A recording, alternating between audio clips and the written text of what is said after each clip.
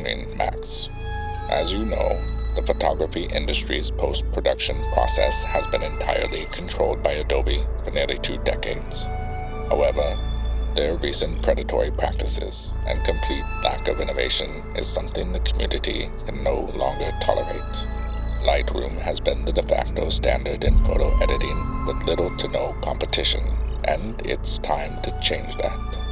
Your mission, should you choose to accept it, is to build an alternative. A photo editing app that makes sense.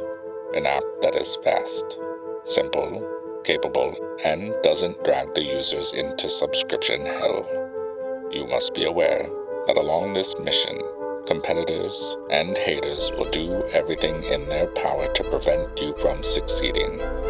Good luck, Max.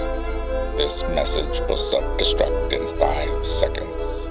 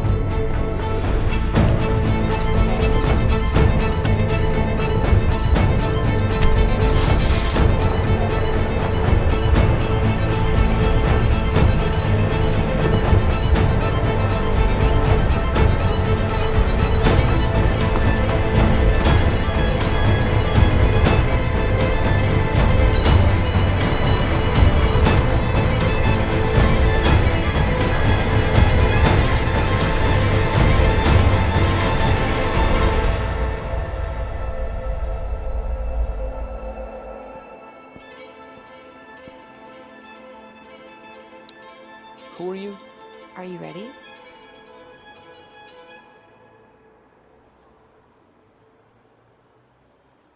Wait, hold on. Hold on, before you take off, just a couple of things about what you just watched. Hi, I'm the Max. I'm a photographer. I'm also a software engineer. And for the past many years now, I have been growing increasingly frustrated with Adobe's seeming inability to engineer the software that we all have to use. Or maybe they just don't have the desire to. I don't know what their deal is, but I'm taking matters into my own hands.